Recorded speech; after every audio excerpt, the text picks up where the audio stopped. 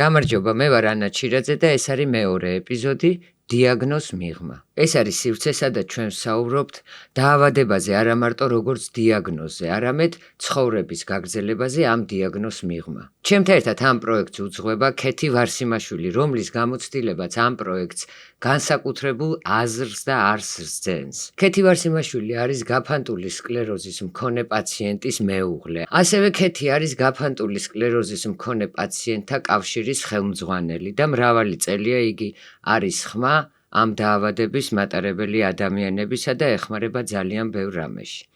ქეთი, წინა ეპიზოდში ჩვენ ორი სიტყვით მოგვიწია ხსენება შენს მეუღლეზე, ზუსტად ორი სიტყვა ვთქვით და გავჩუმდით. დღეს მინდა რომ უფრო ვრცლად ვისაუბროთ შენს მრავალწლიან გამოცდილებაზე, შენს იმ რაღაცნაირ რთულ გზაზე, რომელზეც შენ მეუღლესთან ერთად ბევრი წელი იარე, ეხლა სამწუხაროდ უკვე მარტო აგრძელებ ამას და შენ მოახერხე ის, რომ ამდენი პაციენტი ერთად ერთ სივრცეში რაღაცნაირად ერთი აზრის ქვეშ შეკრიბე და მინდა რომ უფრო ვრცლად მოყვე გიორგის შესახებ და როგორ მიხვედი დღევანდელ დღემდე როგორ მოხვედი უпроსწორად. სიამოვნებით ანი, მადლობა.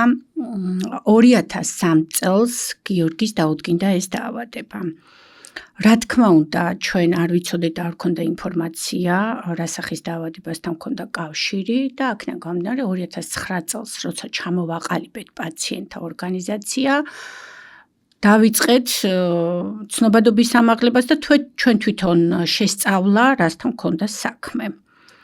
გვინდოდა ამით პაციენტთა ხმა, რა თქმა უნდა, უფრო საჯაროდ გამოგვეტანა, მეც დავხმარებოდით და მათი სიტყვაც ხმამაღლა თქმულიყო. 2009 წელს ამ ორგანიზაციის ჩამოყალიბებით ჩვენ გადავწყვიტეთ, რომ მათი უკეთესი მომავლისთვის გვესრულა. რა თქმა უნდა, ცნობადობაც აგვემაღლებინა და მასთან ერთად აი ეს ძალა ჩაისახა, რომელიც დღემდე მოგყვება. სამწუხაროდ გიორგი დღეს აღარ არის ცოცხალი, მაგრამ ის ძალა და ენერგია, რომ გავუძღვე ამ ორგანიზაციას, დღემდე მომყვება.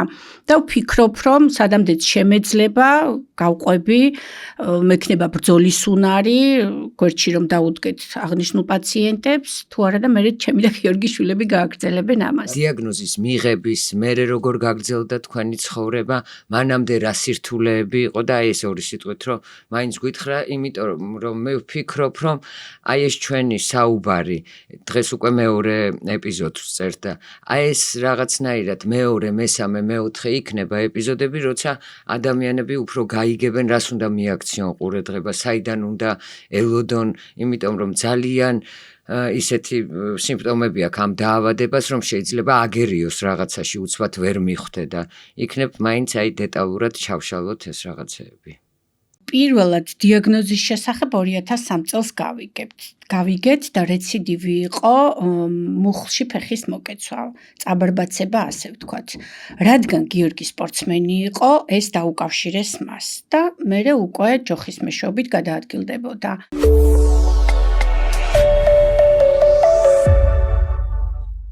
მერე უკვე MRT, რაც უკვე ნელ-ნელა შემოვიდა საქართველოში და MRT-ის შედეგად დადგინდა, რომ ეს იყო მრავლობითი სკლეროზი. სპორტული ტრამვის მერე უკვე დადგენილი დიაგნოზამდე რომ მივედით, მერე იწყება უკვე ოჯახის წევრების მხარდაჭერა, რაც ძალიან მნიშვნელოვანია.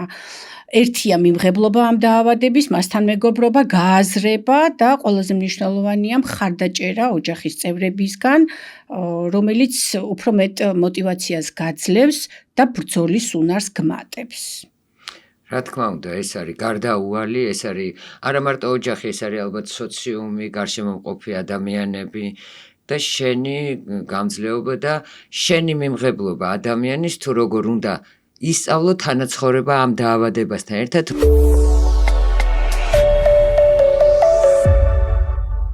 და შეიძლება ძალიან ხანგრძლივად შენ სრულყოფილი ცხოვრებით იცხოვრო, თუ რა თქმა უნდა დროულად დაისვავ დიაგნოზს და დროულად დაიწყებ მკურნალობას, რომელიც არის სრულიად ხელმისაწვდომი დღეს და სრულიად უფასო. დღეს ჩვენთან ერთად არის ძალიან საყვარელი ადამიანი ლელა ქელბაქიანი, რომელმაც თავისი აკადემიური ცხოვრების პროფესიის შემდეგ ძალიან რადიკალურად შეცვალა თავისი ცხოვრება. აი ეს გვაძლევს იმის სტიმულს და გვაძლევს არა მარტო სტიმულს, ჩვენ ვხედავთ რეალობას, ხო?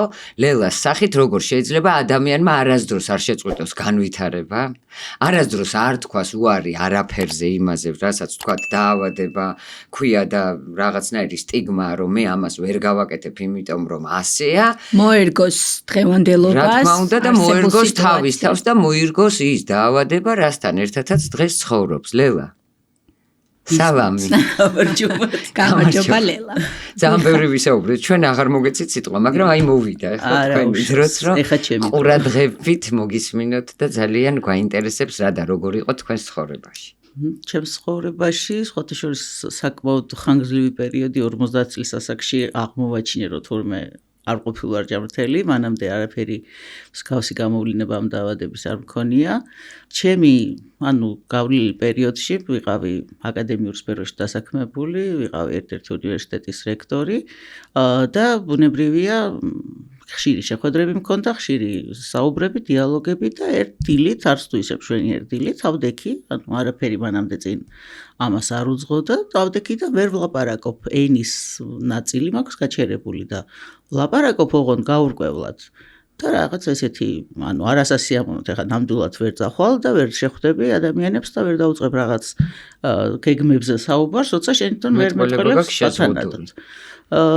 თავისთავად სადღაც ერთი თვე დაჭირდა იმის დადგენას ამ ჩემი შეფერხებული საუბრის მიზეზი, რომ იყო გაფანტული სკლეროზი, იმიტომ რომ თავიდან სხვაგან წავედი, ხან ვასახის ქირურგთან, ხან და საბოლოოდ აღმოჩნდი ნევროლოგებთან, რომლებმაც ბოლო-ბოლო მითხრეს ეს არც თუ ისე სასიამოვნო ინფორმაცია და ეხლა რო არ მოგატყუოთ გაფანტული სკლეროზი ესე არც იყო პრინციპში იმდენად ცნობილი თითქოს ამ ბოლო პერიოდში შეიძლება მე რო დავინტერესდი ეხლა უფრო მეტად ვიგებ. უკაცრავად, რამდენი წლის წინ მოხდა ეს ამბავი? ეს 5 წელი, 6 წელი დაიწყო. სწორედ აი მოწმენდილ ცაზე რომ შეიტყვეთ ლელა ამ დაავადების შესახებ, აი როგორი მიმღებლობა გქონდათ, გაგიჭირდათ, როგორ წარმოგედგინათ თქვენი თავი, როგორი იყო თქვენი მდგომარეობა მაშინ? ბუნებრივია, ეგრევე მიმღებლობა არ მოდის. ახლა რაღაცა პერიოდი გჭირდება ადამიანს იმისთვის, რომ გადახარშო ეს ახალი რეალობა, იმიტომ რომ ფაქტობრივად ცხოვრებას აგრძელებ, თითქოს ხელახლა იბადები და ხელახლა რაღაც სხვა განსხვავებულ რეალობასთან გიწევს შეგუება, იმიტომ რომ გინდა არ გინდა, ახლა ერთი ჩემი ექიმის ციტატასავით ვიტყვი, თურქეთში წავედი საბოლოოდ დიაგნოზის გასაგებად და იქ ექიმმა მითხრა ესეთი რაღაც, რომ ნუ გეშინიათო, თქვენი ცხოვრების ხარისხი უბრალოდ შეიცვლება და ცოტა გაუარესდება, მაგრამ ეს იმას არ ნიშნავს, რომ თქვენ ცხოვრებას ვერ გააგრძელებთ და ჩვეულებრივად მანქანითაცივით, რასაც გინდათ იმას გააკეთებთ, უბრალოდ ცოტა უფრო რთულად. კი ბატონო, საბრალდებო დასკვნა არ იყო ეს. საბრალდებო დასკვნა არ არის, უბრალოდ ამის მერე ნელ-ნელა ეჩვევი იმას, რომ თუ კი ადრე შეგეძლო რაღაცა ჩქარა გაგევლო, ან შეგეძლო კიბეზე უცებ ჩაგერბინა, ეხლა ცოტა ნელ-ნელა გიწევს ამ ყველაფრის გაკეთებად. მაგრამ ეს ასაკთან ერთადაც შეიძლება ნელ-ნელა აკეთო და არა და შეიზღუდო რაღაცები. მაგრამ არა უშავს. თავარია მიიღო ეს ყველაფერი როგორც არის. კონდეს და თან მე როგორც ხვდები 5 წლის წინ არ იყო თქვათ ეს პროგრამა, არ იყო ხელმისაწვდომი ყველასთვის, არ იყო უფასო და მე როგორც ვიცი, მკურნალობა იყო ძალიან ძვირი. და როგორც ხვდები, თქვენი სახსრებით დაიწყეთ მკურნალობა და ეს გზაც მინდა რომ 5 წლის წინ ეს დაავადება არ ფინანსდებოდა საქართველოს რეგიონებში, თუმცა თბილისში და ბათუმში, აჭარაში უკვე იყო ეს პროგრამები ამოქმედებული და პაციენტები იღებდნენ დახმარებას. თუმცა საქართველოს დანარჩენი რეგიონებისთვის, მაგალითად ქუთაისისთვის, საიდანაც მე ვარ წარმოშობით, ეგ იყო ჯერჯერობით ქუთაისში თუ ხარ დაბადებული და გაზრდილი იმ პერიოდში ვერ მიიღებდი მკურნალობას, იმიტომ რომ არ ცხოვრობდი თბილისში. ეს შეცვლილია რეალობა. დღეს ეს რეალობა შეიცვალა ჩვენი ერთობლივი რა ვიცი, რაღაც ძალისხმევით, იმიტომ რომ პაციენტებიც გავერთიანდით, რა თქმა უნდა, ქეთის ხელმძღვანელობით და ასე ვთქვათ, თამადებით და შემართებით და ბოლო-ბოლო მივახციეთ იმას, რომ მართლა უთანასწორო პირობებში, ერთი ქვეყნის ფარგლებში, ერთი სახელმწიფოს წარმომადგენლები, მოქალაქეები, რაღაც ძალიან დისკრიმინაციულ მდგომარეობაში ვიყავით აღმოჩენილები. მაგრამ ეს არის გამოსწორებული. თქვენ აგზელებთ მკურნალობას ახლა. მიყვებით მე თან ვაგრძელებ მიდერო. მკურნალობას კი 5 წელი და მეტი მე ჩემი სახსრებით ვიმკურნალე ნამდვილად.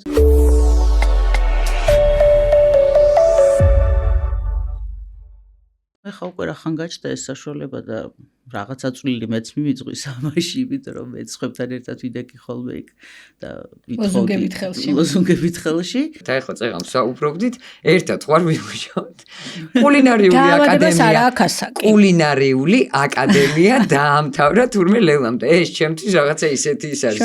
აღმოჩენა საოცრება. პირდაპირ ორი კონსტანტინეს ფანი. ხო და მითხარი, ორი სიტყვით მითხარი რა ისწავლე? მე ვერ მივედი მაგამდე. აი ცხოვრების ახალი დაწყება. ეხლა ორი სიტყვით როგორ თქვა რა ვისწავლე, რასაც ერთი ჩატიეთ. ხო არის ფილოსოფია, კულინარია, აკადემიური, აი ამ მოღვაწეობის მერე ადამიანი აი ნუ ახლა მოდი აღვნიშნოთ ის რომ მე იმერელი ვარ.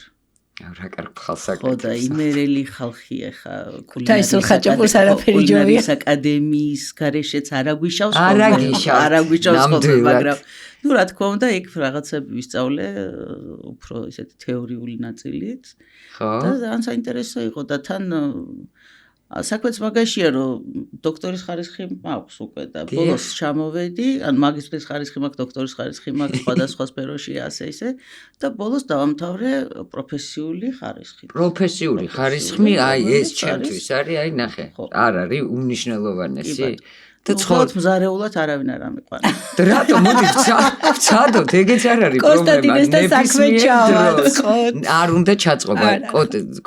კონსტანტინეს ოღონდ კაი პირის გემოს ადამიანი აჩვენე და საერთოდ არ არის. მაგას ვიძახი, ეს არის ცხოვრება.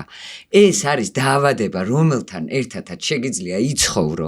თავარია გაიგო, მიუსწრო და აღიარო და ჩაერთო. სხვა ამას მე მგონი არაფერი არ ჭირდება და რა უნდა ვქნათ ამისთვის თქვენ არ აკლებთ უკვე ამდენი წელია დაავადებას ასაკი არ აქვს.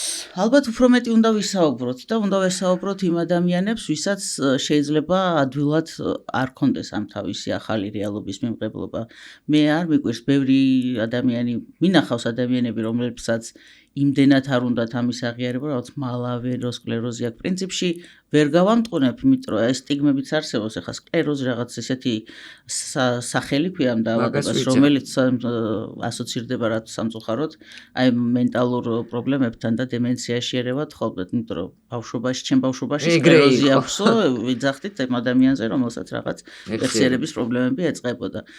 და რაღაცა გაოცებული სახით მეც მიყურებენ ხოლმე დღემდე რომ ვიტყვი რომ სკლეროზი სკლეროზი რაღაც ეს გაფანტული აღარ ჩანს ხოლმე და სკლეროზი მიყურებენ ხოლმე ესე გაოცებული სახით. ამიტომ მე არ მეგვირს რომ მით უმეტეს თუ ახალგაზრდა ადამიანი უჭირდეს ამის აღიარება და უჭირდეს ამაზე საუბარი და ამ სტიგმების მსხვერპლი შეიძლება გახდეს, მაგრამ მე რა ვიცი მოუწოდებ ვის არ ვიცი კონკრეტულად, მაგრამ იმ ადამიანებს რომლებსაც შეიძლება ეს ჯერ კიდე დღემდე აწუხებთ და ჯერ კიდე არიან ამ თავისი კომპლექსების მსხვერპლი ადამიანების ხო აი რაღაც განკითხვის ეშინიათ, გაკიცხვის ეშინიათ, რაც უფრო მეტად დაიმალებით, რაც უფრო დიდხანს არიდებთ თავს მკურნალობას, რაც უფრო მეტი დრო გავა სანამ თქვენ საკუთარ თავზე იზრუნებთ, მით უფრო მეტად გაძლიერდება ეს დაავადება და მით უფრო მეტ ზიანს მოგაყენებთ. ამიტომ დროული მკურნალობა, დროული დიაგნოსტიკა და საშუალება იმისი არსებობს უკვე ნებისმიერ ადამიანს საქართველოში შეუძლია საკმაოდ ძვირადღირებული მკურნალობა მიიღოს უფასოდ და ამიტომ არ უნდა დააყოვნონ. არ უნდა დააყოვნონ და სწორად ჩვენი დევიზი ლელა, ერთად ერთმანეთისთვის. აი ეს ძალიან ღირებულია, მე ასე ვთვლი და აი ამ ლოზუნგის ქვეშ ძალიან ბევრი ადამიანი ერთიანდება.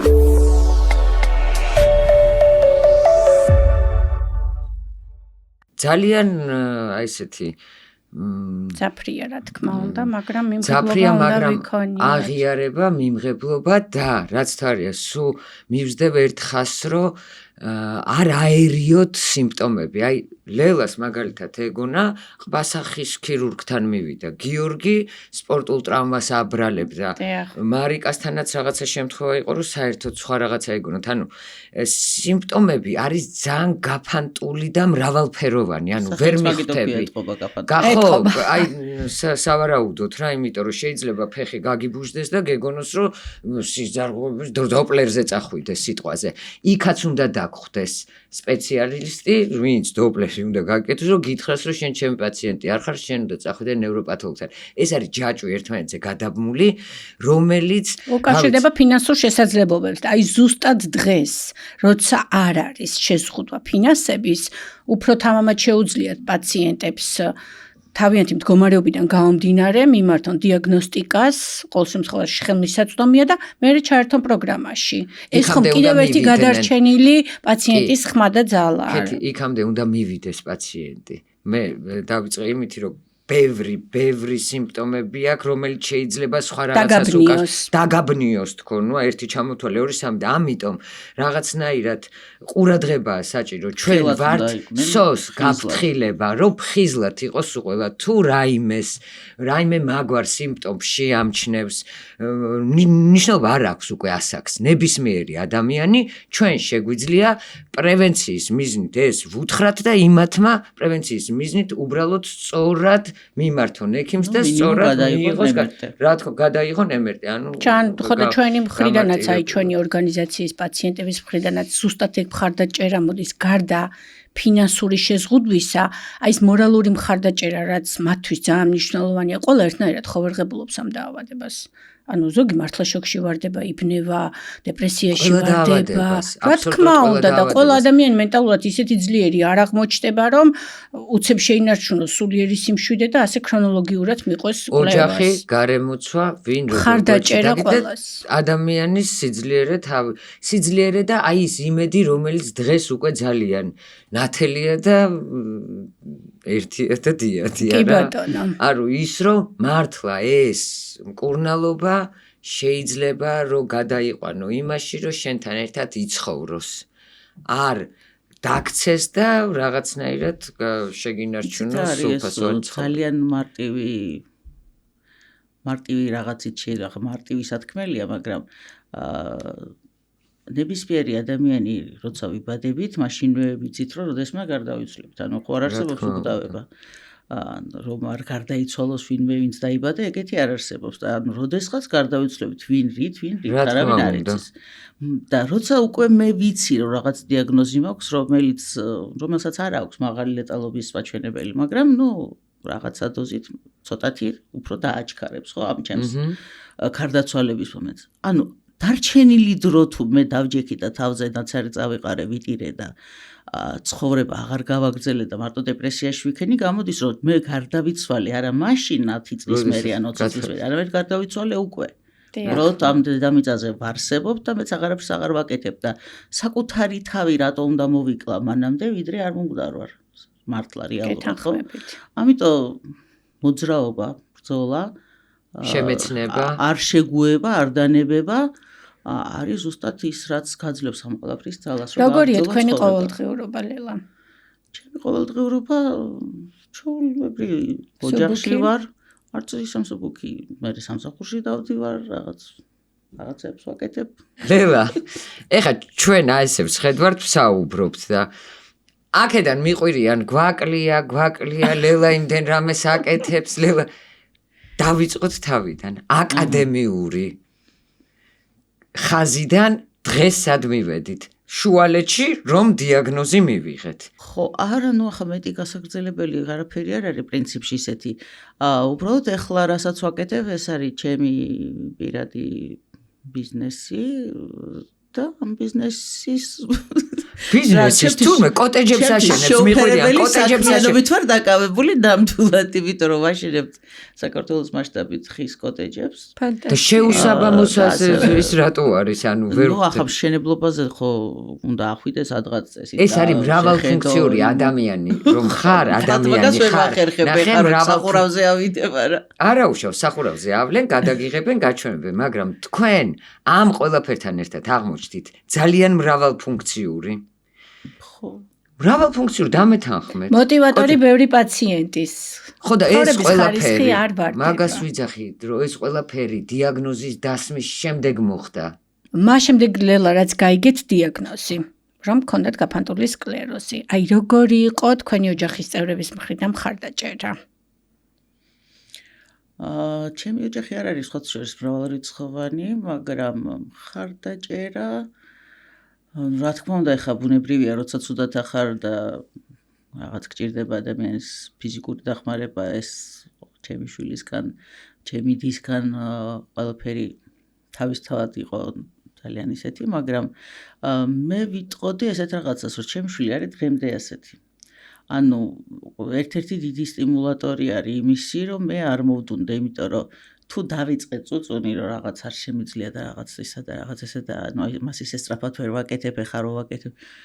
ანუ არაფერს არ დავალებას მაძლევს ისეთს, რომელიც წესით ჩვეულებრივ ადამიანს შეიძლება არ ხელეწიფებოდეს, მასაც კი, მაგრამ ეს გავალებს, ანუ თან ესე რომ რას ლაპარაკობ. რას ვერ გააკეთებ, როგორ ვერ გააკეთებ და მეც ვაკეთებ.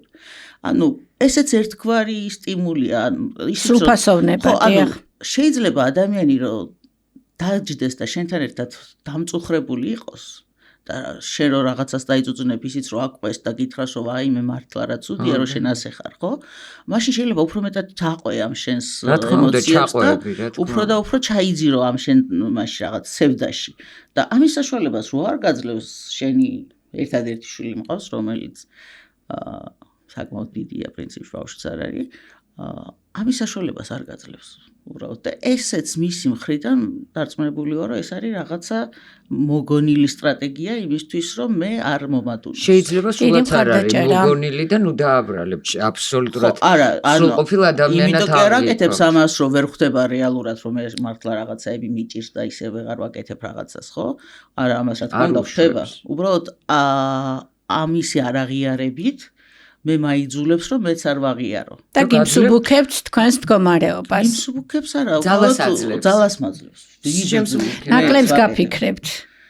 ნაკლები ფიქრსაც არ არის, უბრალოდ არ მიშვებს იქამდე, ანუ არ მიყვები ფიქრებს იმ მიმართულებით, სადაც შეიძლება უფრო დანაღვლიანდე და რაღაც ტონუსი დაკარგო და არ იყო ფორმაში. ანუ არა, სულ შემომიძახებს ხოლმე, რას ვერ გააკეთებ და აქ რა გინდა და რას გვია სამსახურში არ ახარ, რას გვია მას არ აკეთებ. აი ეს არის სრულფასოვნარი აღიარება. შეიძლება იფიქრო და ზოგჯერ ბრაზდები, შეიძლება იფიქრო მაცალე რა, კაცო დამაცადე რა, ცოტა მეც ვიყო ცუდად, მაგრამ არა, არ მაცლის ამას და დარწმუნებული ვარ, რომ ეს არის მისი შეგნებული დამოკიდებულება და სტრატეგია იმისთვის, რომ მე არ მოვდუნდე. გარდა ცუდისა, რა შეიძლება მიცეს ამ დაავადების დამალვამ? მარტო ცუდს მოგცემს, კარგს ხო ვერაფერს ვერ მოგცემს რეალურად. შენ თუ დამალავ, რომ ეს არ აღიარებ, რომ ეს დაავადება გჭირს, დამალავ, იმიტომ რომ საზოგადოების გეშინია, დამალავ, იმიტომ რომ ოჯახის უარყოფის გეშინია, ეს ხო მხოლოდ საზიანო იქნება შენთვის. რა თქმა უნდა, რა ვიცი, დამალვას არანაირი აზრი არ აქვს. ეხლა ცოტა ისეთი ძალიან ღრმა ფილოსოფიური კითხვა და ძალიან ეს არის მარტივად გინდათ რომ უცებ პასუხი მოვიფიქრო ამ ყველაფერზე. რა თქმა უნდა, მოკლე პასუხი არის რომ არა, აზრი არ აქვს არაფრის დამალვას, თუმცა ეხლა თუ ჩაუღრმავდებით და უფრო ისე გავაშინაარსებთ ამ პრობლემას, შეიცან თავი შენი. ხო არის? რა თქმა უნდა. ერთ-ერთი მთავარი ანუ თუ შენ საკუთარ თავს არ აღიარებ ისეც როგორიც ხარ, მაშინ გამოდის რომ საკუთარ თავზე შენ თვითონ ამბობ უარს და ამიტომ აღარ უნდა გაგიკვირდეს რომ მე ყველა სხვა დანარჩენმაც ასევე უარი თქვას შენზე. და ნაკლები მხარდაჭერა მიიღოთ. ნაკლები მხარდაჭერა გქონდეს, იმიტომ რომ თუ შენ ხმამაღლა იტყვირო, ხო მე ეს ვარ. დიახ, მე ვარ ლელა და მე მაქვს გაფანტული სკლეროზი, მაგრამ მე ვარ ადამიანი, მე ვარ ცოცხალი და მე მაქვს ჩემი ინტერესები, მე მაქვს ჩემი შეხედულებები და მე ვარსებობ. ყველა სხვა დანარჩენი, ვიღაცა მიგიღებს, ვიღაცა არ მიგიღებს, მაგრამ ამას არ მნიშვნელობა აქვს. ეს ნებისმიერ შემთხვევაში ეს ეხდება ცხოვრებაში, თუნდაც არ კონდეს გაფანტული სკლეროზი და უბრალოდ კონდეს რაღაცაზე განსხვავებული აზრი. ანუ ყველა ვერ იქნება შენი თახრთოვანებული, ყველა ვერ იქნება შენი თქმაყოფილი, რა თქმა უნდა. ყველა ვერ დაგიჭერს მხარს, მაგრამ ამის გამო ჩვენ არ უნდა დავიმალოთ, ჩვენ არ უნდა დავითრგუნოთ და ჩვენ არ უნდა ვთქვათ საკუთარ იდენტობაზე უარი და ეს დაავადებაც შენ იდენტობის ნაწილი ხდება. ყველაფერი შესაძლებელია. ერთიანი ძალებით, ერთმანეთის გვერდში დგომით.